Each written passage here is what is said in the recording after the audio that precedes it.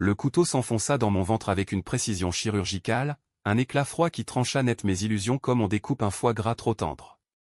Les yeux de ma femme, Élise, brillaient d'un éclat triomphant, ces mêmes yeux qui m'avaient séduit un soir d'été sur les quais de la Seine, promettant un amour éternel sous les lumières vacillantes des ponts. Et tandis que le sang chaud inondait ma chemise blanche, je compris enfin, la trahison n'était pas un accident, mais une symphonie orchestrée depuis des mois, où j'étais le soliste sacrifié pour l'applaudissement final de ma propre ruine. Le noir m'engloutit comme la Marne en crue, un tourbillon de regrets et de cris muets. Mon frère aîné, Laurent, se tenait là, immobile dans l'ombre de notre appartement haussmannien du Marais, son sourire carnassier illuminé par la lame encore dégoulinante. Pour le bien de la famille, Alexandre, avait-il murmuré, comme si ce mensonge pouvait effacer les années de jalousie qui le rongeaient. Puis, plus rien. Seulement le vide, un abîme où les fantômes de mon père défunt hurlaient leur vengeance inassouvie. Et soudain, la lumière. Pas celle d'un néon hospitalier ou d'un jugement divin, mais celle crue d'un matin d'octobre, il y a un an jour pour jour. J'ouvris les yeux dans mon lit, le corps raide d'un sommeil trop profond, et le monde bascula. Mon cœur cognait comme un tambour de la garde républicaine, et je sentis l'air parisien, chargé d'odeurs de croissants brûlés et de diesel des bus, s'infiltrer par la fenêtre entr'ouverte. J'étais vivant. Non, plus que ça, je revenais. 35 ans, la même barbe de 3 jours, le même appartement au 5e étage avec vue sur Notre-Dame encore intacte, avant les flammes qui l'avaient ravagé plus tard. Mais surtout, avant eux. Avant qu'Élise et Laurent ne franchissent ce seuil maudit. Je me redressai d'un bond, les draps collants de sueur froide. Ma main glissa instinctivement vers mon ventre, rien. Pas de cicatrice, pas de sang coagulé. Juste la peau lisse d'un homme qui n'avait pas encore été poignardé dans son propre salon, entouré de meubles Ikea bon marché et de photos de famille mensongères. Les souvenirs affluaient, un raz-de-marée de détails que j'avais occultés dans ma première vie, le testament falsifié de mon père, les transferts d'argent occultes vers les comptes offshore de Laurent, les nuits où Élise avait ri au téléphone avec mon frère, complotant ma chute pendant que je ronflais à ses côtés, épuisé par mes journées à la Bourse de Paris. J'avais tout perdu, l'héritage familial, une fortune bâtie sur des vignobles bordelais que père avait légués à moi seul, et ma vie, stupidement confiante en ce que j'appelais ma chair et mon sang. Un frisson me parcourut l'échine. Ce n'était pas un rêve.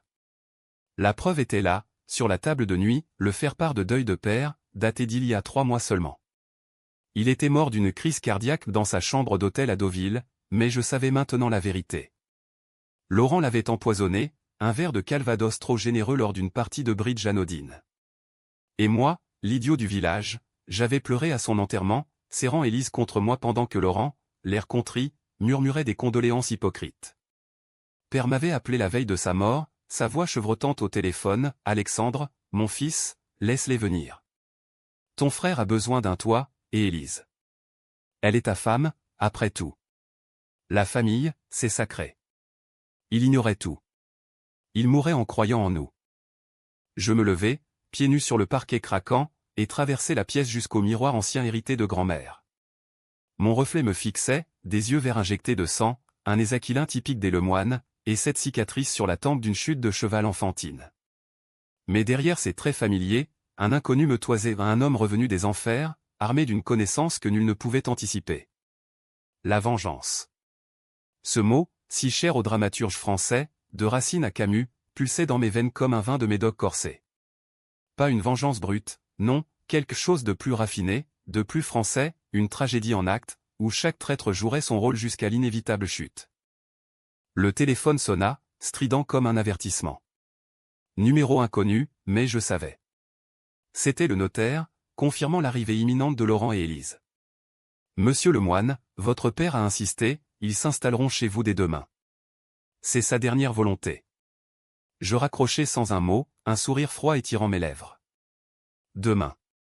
Le piège se refermerait demain. J'avais un an pour préparer le terrain, pour tisser les fils invisibles d'une toile qui les engluerait tous les deux. Mais non, pourquoi attendre? Le destin m'offrait une seconde chance, et je la saisirais dès l'aube. Je m'assis à mon bureau, un vieux secrétaire en acajou taché d'encre, et ouvris mon ordinateur portable. Les doigts volant sur le clavier, je commençai par les bases, fouiller les archives bancaires que j'avais négligées auparavant. Des transferts suspects, des prêts fictifs accordés à Laurent par la société familiale. Puis, les mails d'Élise, que j'accéderai plus tard via un logiciel espion à un péché mignon des paranoïaques parisiens. Mais d'abord, le poison. Pas littéral, pas encore, quelque chose de plus insidieux. J'appelais un contact à Interpol, un ancien camarade de l'ENA, sous prétexte d'une enquête privée. Jules, j'ai besoin de traces sur un empoisonnement au thallium. Discret, tu sais. La journée s'étira en un tourbillon de préparatifs. Je descendis au marché des enfants rouges, achetant des herbes fraîches au basilic, thym, et un petit sachet de digital pourpre, innocente en apparence. À la pharmacie du coin, un flacon de somnifère sur ordonnance, doublé d'un laxatif puissant pour les invités. Le soir venu, je cuisinais un coq au vin, mais cette fois, je notais les ingrédients avec une précision de chimiste. Ce ne serait pas pour tuer au pas tout de suite. Juste pour affaiblir, pour semer le doute. Et pour l'appartement, des caméras cachées dans les luminaires, des micros dans les prises. Paris regorgeait de ses jouets high-tech, un billet de 100 € à un revendeur du sentier, et j'étais équipé comme un agent du DGSE. La nuit tomba sur la ville, les lumières de la tour Eiffel scintillant au loin comme un phare moqueur. Allongé dans mon lit, je repensais à Père. Il avait toujours prôné la loyauté, ce vieux bourru avec son accent bordelais et ses cigares cubains. La famille, Alexandre, c'est le vin qui fermente, il faut du temps, mais il donne le meilleur de lui-même. Ironie du sort, son meilleur avait été dilué par le fiel de ses enfants. Laurent, l'aîné, avait toujours envié ma place, l'héritier naturel, le fils prodige qui avait repris les vignobles sans faillir. Élise, ma belle au bois dormant, s'était révélée une sorcière, attirée par l'argent plus que par mon cœur. Leur liaison? Un secret que j'avais découvert trop tard, dans les draps froissés de notre lit conjugal, un matin où j'étais rentré plus tôt de la bourse. Au lever du soleil, le camion de déménagement se gara en bas. Je les vis de la fenêtre, Laurent, grand et bedonnant dans son costume gris trop serré, dirigeant les ouvriers avec son arrogance habituelle, Élise, svelte en robe crayon noir, ses cheveux châtains cascadant comme une pub pour L'Oréal. Ils riaient, insouciants, ignorant que la maison qu'ils envahissaient était désormais un théâtre de l'absurde, où j'étais à la fois auteur, metteur en scène et bourreau. « Bienvenue chez vous » murmurai-je en descendant l'escalier, un plateau de café fumant à la main. Le piège était tendu. Que le premier acte commence. Ils entrèrent, traînant valises et cartons, emplissant l'air d'un parfum de trahison familière. Laurent me serra la main avec effusion, son étreinte moite comme un contrat véreux. « Frangin, merci infiniment. Père aurait été fier de toi. » Élise m'embrassa sur la joue, ses lèvres froides effleurant ma peau. « Tu es un amour, chérie. On va s'amuser ici. » Je souris, ce sourire de poker que j'avais perfectionné aux tables de Deauville. « Amusez-vous, oui. Mais rappelez-vous, chez moi, les règles sont simples. On partage tout. » Les jours suivants furent un ballet de faux-semblants. Laurent s'installa dans la chambre d'amis, transformant l'espace en bureau improvisé pour ses affaires, des appels à des investisseurs douteux, des nuits passées à pianoter sur son laptop. Élise, elle, prit possession de la cuisine, cuisinant des plats provençaux qui masquaient à peine son ennui croissant. Je les observais, ombre discrète, notant chaque regard complice, chaque murmure étouffé derrière les portes closes. La première faille apparut lors du dîner du 3e soir, un bœuf bourguignon arrosé de mon meilleur pomerol. J'y avais glissé une dose infime de laxatif, juste assez pour Laurent. À minuit, je l'entendis se précipiter aux toilettes, jurant comme un charretier bordelais. Élise, inquiète, frappa à ma porte. « Alex, Laurent est malade. Tu crois que c'est la bouffe ?» Je feignis l'inquiétude, lui tendant un verre d'eau purifiante.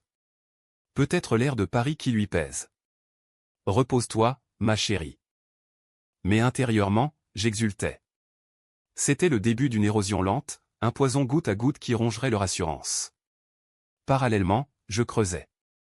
Une visite au notaire, sous couvert d'un règlement familial, me confirma mes soupçons. Le testament avait été altéré numériquement, la signature de père scannée et manipulée par un expert en Photoshop. Laurent, avec son passé de graphiste freelance. Et Élise? Un coup de fil à son ex, un avocat véreux de Pigalle, révéla leur affaire depuis 6 mois avant la mort de père. Elle l'avait largué pour moi, ou plutôt pour mon compte en banque gonflé par l'héritage. La tension montait, palpable comme l'humidité automnale. Un soir, lors d'une sortie au Moulin Rouge ou ironie du lieu, ce cabaret de vice parisien, Laurent but trop, et les masques glissèrent. « Tu sais, frangin, père t'a tout donné parce que tu étais le chouchou. Moi, j'ai dû me débrouiller. Ces mots, slurés par le champagne, étaient un aveu voilé. Élise rit nerveusement, posant sa main sur la mienne d'un geste possessif, ou peut-être un test. Je hochai la tête, feignant l'empathie. La vie est injuste, Laurent. Mais on peut la rééquilibrer. Cette nuit-là, seul dans mon lit, je planifiais l'étape suivante, une surprise financière. Un virement falsifié de 50 000 € vers un compte offshore au nom de Laurent, via un hacker ami de la Sorbonne. Quand il le découvrirait, la panique s'installerait. Noël approchait, et avec lui, la grande illusion familiale. Nous décorâmes l'appartement en guirlande kitsch du BHV, un sapin rachitique de la place des Vosges. Mais sous les paillettes, la haine bouillonnait. Élise me surprit un matin, fouillant mes tiroirs. « Qu'est-ce que tu cherches, ma belle ?» demandai-je, la voix douce comme du miel empoisonné. Elle rougit, balbutia une excuse sur des factures perdues. Je la laissai partir, mais activer la caméra, elle textait Laurent, il soupçonne rien. Bientôt, tout à nous. Le nouvel an frappa comme un coup près. Une fête arrosée rue de Rivoli, feu d'artifice illuminant la Concorde. Laurent, ivre, embrassa Élise dans un coin sombre. Je les vis, via l'appli sur mon phone. Au lieu de hurler, je trinquai avec eux à minuit. À la famille. Mon cri couvrit le vacarme. Mais au fond de moi, le compteur tournait. Il était temps d'accélérer. Le lendemain, je contactai un privé, un ex-flic de la PJ, pour surveiller leurs allées et venues. Résultat, rendez-vous clandestin à l'hôtel du Louvre, où Laurent payait Élise en billets froissés au pot de vin pour ses services. La vengeance prenait forme, un roman noir à la Simenon, où chaque page révélait une couche de pourriture. Mais un doute me rongeait, et si je devenais pire qu'eux ? Père aurait haï ce que je tramais. Pourtant, le sang appelait le sang. Ou du moins, la justice ou une justice tordue, parisienne, faite de lois floues et de cœurs brisés. Le printemps pointa son nez humide sur Paris, transformant les boulevards en rivières de parapluies noirs. Laurent et Élise s'étaient installés comme des parasites dans la moire de mon existence, suçant la substance de ma patience jour après jour. Les matins, je les entendais se disputer à voix basse dans la cuisine des querelles mesquines sur l'argent, sur quand est-ce qu'on se débarrasse de lui. Je feignais le sommeil, mais mes oreilles, aiguisées par la mort récente, captaient chaque syllabe comme un enregistreur de la DST. Un après-midi pluvieux de mars, je décidai de frapper le premier coup tangible. J'avais passé des nuits blanches à compiler les preuves, capture d'écran de leur maille torride, relevés bancaires montrant les détournements, et même un audio volé où Laurent confessait à Élise, le vieux est mort trop vite, j'aurais dû attendre qu'il signe tout à mon nom. Avec ça, j'aurais pu les envoyer direct au palais de justice, mais non. La loi française, si noble sur le papier, était trop lente, trop clémente pour des vipères comme eux. Non, je voulais les voir se tordre, supplier, avant que le couperet ne tombe. Je les convoquai au salon, sous le lustre en cristal qui avait appartenu à mère. « Assieds-toi, Laurent. » « Élise, un verre ?» Ils obéirent, méfiants, comme déraflairant le piège. Je posai une enveloppe Kraft sur la table basse, épaisse de documents imprimés. J'ai trouvé ça. Dans les papiers de père. Le mensonge coula de mes lèvres comme du bon Bordeaux. À l'intérieur, des faux impeccables, fabriqués par mon hacker, un testament révisé où père léguait les vignobles à une fondation caritative, et une clause excluant Laurent pour mauvaise conduite. Leurs visages se décomposèrent. Élise pâlit, ses ongles s'enfonçant dans le cuir du canapé. Laurent, lui, explosa, c'est n'importe quoi. Père m'aimait, lui. Pas toi, le petit prince qui a tout tu. Le hurlement résonna contre les moulures haussmanniennes, un écho de la fureur qui m'habitait. Je restai calme, glacial. Vraiment ? Alors explique-moi ces transferts de 200 000 € vers les Caïmans. Ou ces nuits où tu empoisonnais son calvao avec du thallium. Oh oui, j'ai les analyses toxicologiques, perdues par le labo. C'était un bluff, mais ils mordirent. Élise se mit à pleurer, théâtrale comme dans un film de Godard. Alex, c'est pas ce que tu crois. Laurent. Il m'a forcé. Laurent bondit, rouge de rage, sale menteuse. C'est toi qui as insisté pour le fric. Ils se disputèrent comme des chiffonniers au marché d'Aligre, se jetant accusations et verres brisés à la figure. Je les laissai s'entre-déchirer, un spectacle exquis. Puis, d'une voix douce, on peut arranger ça. Signer ça un accord de confidentialité, les forçant à rembourser et à quitter Paris en échange de mon silence. Ils signèrent, tremblants, ignorant que j'avais filmé la scène via la caméra cachée. Ce soir-là, seul avec un verre de cognac, je ris pour la première fois depuis ma résurrection. La graine de la discorde était semée, il ne restait qu'à l'arroser de plus de mensonges. Mais la vie, cette coquine, ne se laissait pas dompter si facilement. Élise, sentant le vent tourner, tenta de me reconquérir. Des dîners aux chandelles place Vendôme, des robes affriolantes qui rappelaient nos débuts passionnés. Je t'aime encore, Alex. Laurent n'est rien, juste une erreur. Ces mots étaient du miel vénéneux, mais je jouais le jeu, la baisant avec une fureur contenue, imaginant chaque coup comme une lame. Laurent, de son côté, son bras, dettes qui s'accumulaient, appel frénétique à des usuriers de Belleville. Je l'aidais, bien sûr près de 100 000 € à 20% d'intérêt, sécurisé par les vignobles. Pour la famille, dis-je, en lui serrant la main. Avril fleurit en scandale personnel. Un article anonyme dans le Canard enchaîné homme à plume, sous pseudonyme insinua les magouilles de Laurent dans un fonds d'investissement bidon. Ses clients le lâchèrent comme une patate chaude, et il rentra un soir, ivre mort, me suppliant « Aide-moi, frangin. Sans toi, je suis fini. » Je l'accompagnai à une réunion d'Oblois clandestine près de Bastille, mais en chemin, je perdis son téléphone dans la Seine. Dedans, toutes les preuves de leur complot, effacées à distance par mon hacker. Non, pas effacées copiées, archivées pour le grand final. Élise, elle, frappa plus bas. Un test de grossesse positif, brandi comme un bouclier lors d'un brunch dominical aux Tuileries. C'est le tien, Alex. Notre bébé. Mon cœur saigna, était-ce vrai? Dans ma vie précédente, elle avait avorté en secret, prétextant une complication. Mais maintenant? Un doute me tarauda, un ver dans le fruit. Je commandai un test ADN discret, via un labo de la rue de la Paix. Résultat, 99,9% de compatibilité avec Laurent. Le twist me frappa comme un uppercut, elle était enceinte de lui, depuis des mois. La trahison n'était pas seulement financière, c'était charnel, une profanation de tout ce que j'avais cru sacré. Je ne criais pas. Au lieu de ça, je planifiais. Un voyage familial à Bordeaux, au vignoble. Pour renouer, proposai-je. Ils acceptèrent, affamés de ma générosité apparente. La route en TGV fut tendue, ponctuée de silences lourds comme le brouillard girondin. À l'arrivée, je les installai dans la maison de maître, avec ses caves humides et ses secrets enfouis. Perry était enterré, sous un chêne centenaire. Le soir, autour d'un dîner de magrets et de truffes, je lâchai la bombe, félicitations pour le bébé, Élise. Dommage qu'il soit de Laurent. Le silence fut assourdissant, brisé seulement par le craquement du feu dans la cheminée. Laurent nia, Élise hurla, et la nuit dégénéra en pugilat. Je les laissai s'épuiser, puis appeler les gendarmes ou une plainte pour tentative d'extorsion basée sur leur signature forcée. Ils furent emmenés menottés au petit matin, sous les yeux des vendangeurs ébahis. Mais ce n'était pas fini.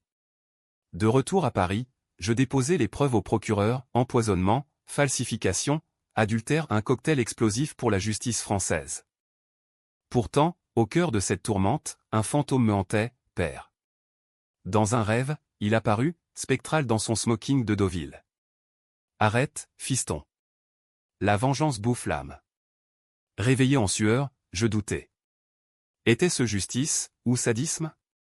Les journaux titraient déjà, frères ennemis, scandale à la bourse. Laurent en tôle provisoire, Élise en liberté conditionnelle, enceinte et brisée. Mais arriva, chargé de roses et de regrets.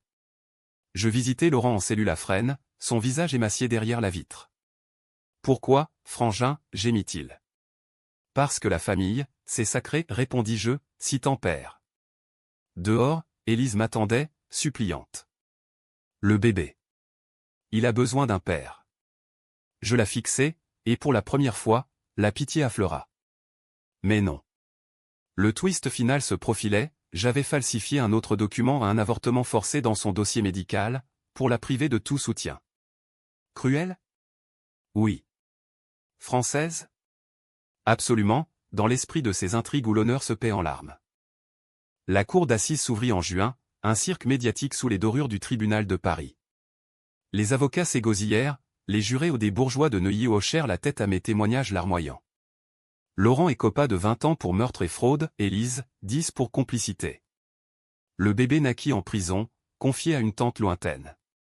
Je sortis libre, enrichi, les vignobles florissant sous mon seul nom. Mais la victoire avait un goût de cendre. Seul dans l'appartement vidé, je levai un verre à pair. Pour la famille. Le téléphone sonna, un numéro inconnu. Alexandre? C'est Jules, d'Interpol. On a une piste sur ton contact pour le thallium. C'était toi, hein? Mon sang se figea. Le bluff avait été trop parfait, il remontait à moi. L'été étouffa Paris dans sa canicule impitoyable, transformant les rues en four où les Parisiens, ces hypocondriaques éternels, se plaignaient en sirotant des pastis tièdes aux terrasses de Saint-Germain. J'errais comme un damné, hanté par l'appel de Jules. Avait-il deviné? Ou était-ce une feinte, un hameçon pour me faire craquer? Je passais des nuits blanches à relire les enregistrements, à effacer des traces numériques avec une frénésie de comptable véreux. Mais le doute s'insinuait, corrosif comme l'acide prussique que j'avais failli utiliser sur Élise. Les visites à la prison devinrent rituelles. Laurent, amaigri en combinaison orange, me fixait avec un mélange de haine et de désespoir. Tu as gagné, hein? Mais le karma, frangin. Il frappe fort. Ces mots, prononcés avec l'accent traînant du Bordelais repentant, me glacèrent. Était-ce une menace, ou une prophétie? Élise, elle, accoucha en juillet, un garçon qu'elle nomma Victor, ironie cruelle, le prénom de notre grand-père, l'homme intègre qui avait bâti la fortune familiale sur du vin honnête, non sur du sang.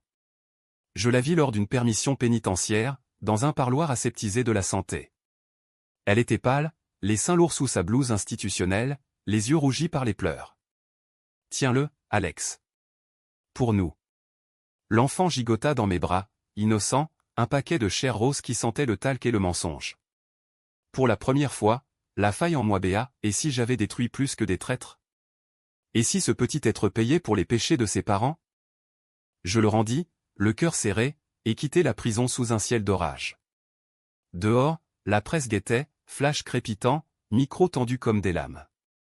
Monsieur Lemoine, regrettez-vous votre vengeance? Hurla un reporter de France Info. Vengeance. Le mot était sorti, imprimé noir sur blanc dans Libération, la vengeance des frères Lemoine, un drame shakespearien à la française. Il spéculait sur mes motifs, sur cette résurrection et que j'avais laissé filtrer dans une interview anonyme une métaphore pour mon retour à la vie après la trahison, mais qui prenait des airs de confession surnaturelle. Les ragots parisiens, ces vipères de salon, transformaient mon histoire en soap-opéra, j'étais le héros tourmenté, ou le monstre manipulateur? Pourtant, je continuais. Les vignobles à Bordeaux prospéraient, les vendanges de 2026 promettant un millésime légendaire. Je m'y réfugiais souvent, dormant dans la chambre de père, entouré de photos jaunies où nous posions, gamins, avec des grappes violettes aux cheveux. Là, dans le silence des chais, je complotais la phase finale, ruiner ce qui restait de leur dignité. Pour Laurent, un recours en appel bidon, financé par moi via un avocat corrompu, pour le faire traîner en tôle plus longtemps. Pour Élise, une rumeur lancée sur les réseaux la complice avortait en secret, amplifiée par des bottes turques bon marché. Elle craqua lors d'une audience, hurlant en pleine salle, c'est lui. Il savait tout depuis le début. Il nous a piégés comme des rats. Le juge, un vieux renard de la place Vendôme, haussa un sourcil mais nota l'incident. Son dossier s'alourdit de troubles psychologiques. Out apporta une chaleur de plomb, et avec elle, un allié inattendu, tante Marguerite, la sœur de père, une veuve acariâtre de Biarritz qui haïssait Laurent depuis l'enfance. Elle débarqua à l'appartement, valise Vuitton en main, exiguant sa part du gâteau familial. Je l'accueillis à bras ouverts, lui révélant en versions édulcorées les turpitudes de mes invités. Marguerite, ils ont tué ton frère pour l'argent. Ses yeux, durs comme des cailloux de la côte basque, s'embuèrent. Alors, on les enterre vivants. Ensemble, nous tramâmes, elle témoignerait contre eux, jurant avoir vu Laurent fouiller les papiers de père des semaines avant sa mort. Un mensonge pieux, mais efficace. La rentrée judiciaire fut un carnage. Septembre, et le procès en appel de Laurent vira au vinaigre, témoin falsifié, merci, Marguerite, preuve nouvelle de malversation fiscale. Il écopa de 30 ans, brisé, suppliant un pardon que je refusai. Dis à Victor que son oncle l'aimait, murmura-t-il avant qu'on l'embarque. J'acquiesçai, menteur jusqu'au bout. Élise, enceinte de nouveau? Non, cette fois, c'était une dépression nerveuse feinte pour une remise en liberté. Mais je veillais, un ordre de restriction, financé par mes avocats, la clouant à un studio miteux de la Goutte d'Or, loin de tout luxe. Pourtant, les nuits me rongeaient. Des cauchemars où père me reprochait, tu es pire qu'eux, fiston. Le sang souille le sang. Je consultais un psy du 16e, un barbon freudien aux honoraires exorbitants, qui disséquait mon syndrome du survivant. Vous avez ressuscité, dites-vous? Fascinant. Mais la vraie mort est en vous. Bullshit viennois, mais il touchait juste. La vengeance m'avait sauvé, puis vidé. Paris, ma ville amour, me semblait hostile, les bistrots du Marais résonnaient de rires moqueurs, la scène charriait des secrets que je ne voulais plus entendre. Octobre ramena l'anniversaire de ma mort première. Seul au Père-Lachaise, je déposai une rose sur la tombe de père, à 2 pas de celle de Chopin, l'ironie romantique. Pardon, papa. J'ai essayé. Le vent porta mes mots vers les feuilles rousses.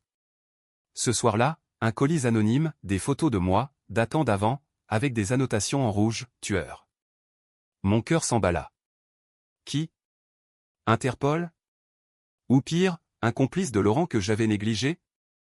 La paranoïa s'installa, digne d'un polar de Lemaître. Je changeai les serrures, installai des alarmes dernier cri, errai avec un flingue illégal, mais hérité de père, un vieux manurin de la guerre d'Algérie. Les appels de Jules se multiplièrent, Alex, on doit parler. Ton empoisonnement en point. Je raccrochai, bloqué, mais il persistait. Finalement, je craquai, rendez-vous dans un café obscur de Belleville, sous les néons clignotants des kebabs. Jules arriva, trench-coat et cigare éteint, l'air d'un maigret recyclé. Pas d'empoisonnement, hein? C'était du bluff. Mais comment tu savais pour le thallium? T'es médium ou quoi?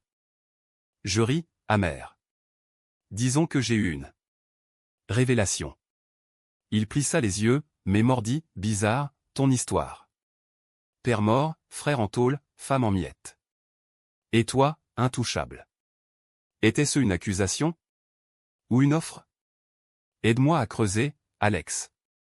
Y a plus gros, un réseau de fraude à la bourse, avec Laurent au centre. Le twist, mon frère n'était pas le cerveau, mais un pion. Derrière, un magnate de la finance, un certain Duval, qui avait financé leur magouille pour saboter notre famille aux vengeances personnelles contre père, pour une affaire de vignoble volé en 89. La révélation me frappa comme un coup de butoir. Ma vendetta n'était qu'une pièce d'un échiquier plus vaste. Je serrai la main de Jules, Conti. Ainsi naquit une alliance improbable, DGS en herbe contre les ombres de la finance française. Novembre noircit les jours, et avec lui, l'opération Vengeance 2.0. Avec Jules, nous tendîmes un piège à Duval, un faux investissement dans les vignobles, matinée de preuves fabriquées. Il mordit, convoquant un meeting secret à l'hôtel Plaza Athénée. J'y allais câblé, micro dissimulé sous ma cravate Hermès. Le moine, ton père m'a ruiné. Ton frère était mon outil. Aveu enregistré, net comme un coup près. Raid policier à l'aube, Duval arrêté, son empire s'effondrant comme un château de cartes sous la pluie normande. Laurent, informé en cellule, écrivit une lettre, merci, frangin. J'étais aveugle. Pardon accordé? Peut-être. Élise, libérée sur parole, vint me voir, Victor en poussette. Laisse-moi une chance. Je regardai l'enfant, ce mini Laurent aux yeux verts, et hochai la tête. Pour lui, pas pour toi. Elle partit, ombre fugitive dans la brume automnale. Mais le doute persistait. Étais-je guéri? Ou la bête en moi sommeillait-elle, attendant la prochaine trahison?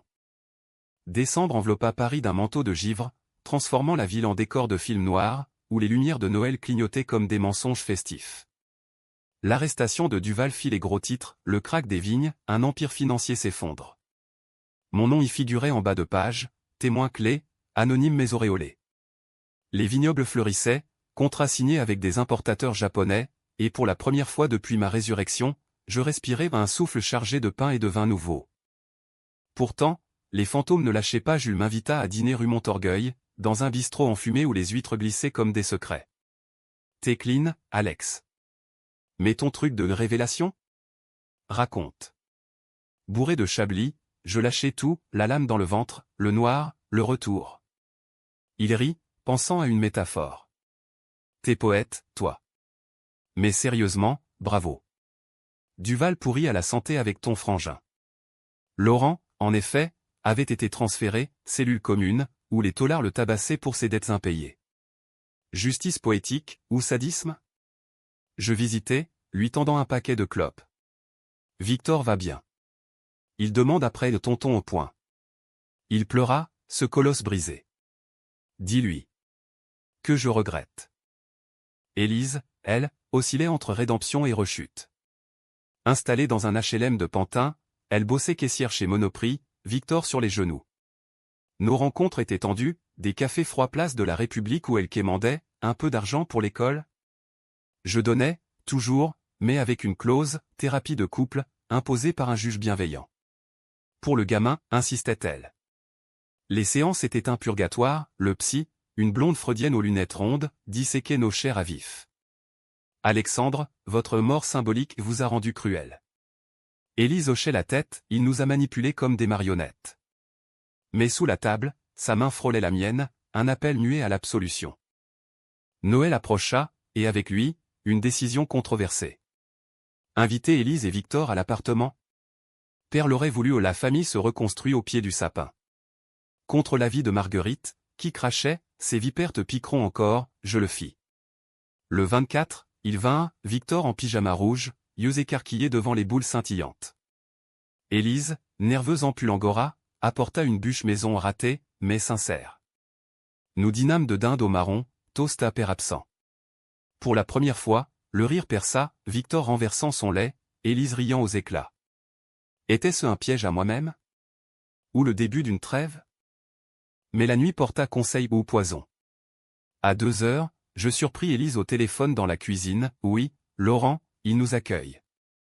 Bientôt, on reprend tout. Mon sang se glaça. Trahison bi? Non, elle coordonnait un plan pour une remise en liberté conditionnelle de Laurent, via Duval ou ce qu'il en restait. Rage ou raison? Je l'affrontai au matin, Noël embaumant encore. Encore ça? Elle nia, pleura, jura sur la tête de Victor. C'est pour lui. Pour qu'il est un père. Le mensonge puait le désespoir. Je la jetai dehors, valise à la main, sous la neige fine qui saupoudrait le marais. Le nouvel an fut solitaire, champagne éventé face à la tour Eiffel, feu d'artifice. J'eus l'appela, bonne année, résurrecté. Une piste, Duval avait un complice dans ta famille. Qui? Marguerite? Non, plus vicieux, un cousin éloigné, impliqué dans les fraudes de 89. Je creusai, fouillant les archives familiales à Bordeaux. Découverte, une lettre de père, Johnny, confessant avoir volé les vignes à Duval père, par vengeance pour une affaire d'amour la mère de Duval, amante de père. Le cycle, trahison Beuget trahison. Janvier 2026 je la les os, et avec lui, mon plan final. Confrontation avec le cousin, un dîner tendu à la tour d'argent. Tu savais pour Duval. Il blêmit, avoua, pour venger grand-père. Je l'enregistrai, bien sûr. Procureur averti, il finit en tôle avec les autres. La boucle se fermait, mais à quel prix?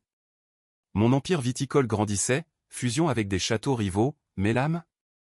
Vide. Février apporta un verdict, grâce partielle pour Laurent, pour bonne conduite. Il sortit, ombre voûtée, me contactant, laisse-moi une chance, frangin. Controversé, pardonné? Je l'invitai au vignoble, test ultime. Là, sous le chêne, il s'agenouilla, pardon. J'étais jaloux. Pardon accordé, conditionnel, travailleur au chai, salaire modeste. Élise, apprenant, revint, pour Victor. Trio bancal, mais fonctionnel thérapie hebdo, promesse chuchotée. Mars fleurit les amandiers, et un nouveau twist, Victor, à 3 ans, dessina un couteau. Pour tonton méchant. Rire nerveux, ou présage? Le gamin savait, instinctivement. Était-ce ma malédiction, transmise? Avril, et Jules proposa, rejoins-nous. Ton flair est du or. Refus, je suis vigneron, pas espion. Mais la tentation titillait. Mais ramena la chaleur, et une lettre d'Élise, je pars à Marseille, avec Victor. Merci pour tout. Départ sans drame, un baiser chaste. Soulagement, ou vide? Juin, procès Duval clos, perpétuité. Victoire totale. Mais au cœur, le hook originel, père m'avait ordonné de les laisser entrer, ignorant ma préparation. Avait-il su, au fond? Une lettre post-mortem découverte, si je meurs suspect, venge-moi. Mais pardonne. Le dilemme, j'avais vengé, mais pardonné? L'été revint, et avec lui, une paix fragile.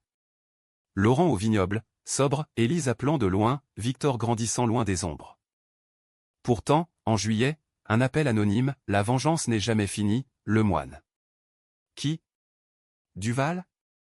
Ou moi-même, le vrai monstre? Août 2026 cuisait Paris comme un gigot trop long au four, les Parisiens fuyant vers la Bretagne ou l'Italie, laissant la ville aux touristes ébahis et aux âmes errantes comme la mienne. Les vignobles bourdonnaient d'activité, raisins gonflés sous le soleil impitoyable, et Laurent, réhabilité en ouvrier zélé, trinquait avec moi à la cave, à la seconde chance, frangin. Ses yeux, jadis froids, pétillaient d'une gratitude sincère ou feinte. Je hochais la tête, mais mon esprit vagabondait vers l'appel anonyme, ce murmure digital qui hantait mes nuits comme un air de Debussy dissonant. Élise et Victor s'étaient installés à Marseille, près de la mer turquoise qui lavait peut-être les péchés. Des cartes postales arrivaient, gribouillées enfantin de bateaux et de soleil, avec des mots laconiques, « On pense à toi ». Pensait-elle vraiment? Ou complotait-elle un retour, un nouveau piège pour grappiller l'héritage? Jules, mon ombre bienveillante, me conseillait, laisse couler. Técline, maintenant. Mais la paranoïa, cette vieille compagne française, s'accrochait comme la brume sur la Loire. Septembre vendangea les secrets. Une fouille de routine dans les papiers de Duval révéla un dossier, photo de moi, enfant, avec père et sa maîtresse la mère de Duval. Le vol des vignobles n'était pas vengeance économique, mais personnelle, père avait abandonné cette femme enceinte, ruinant la famille Duval.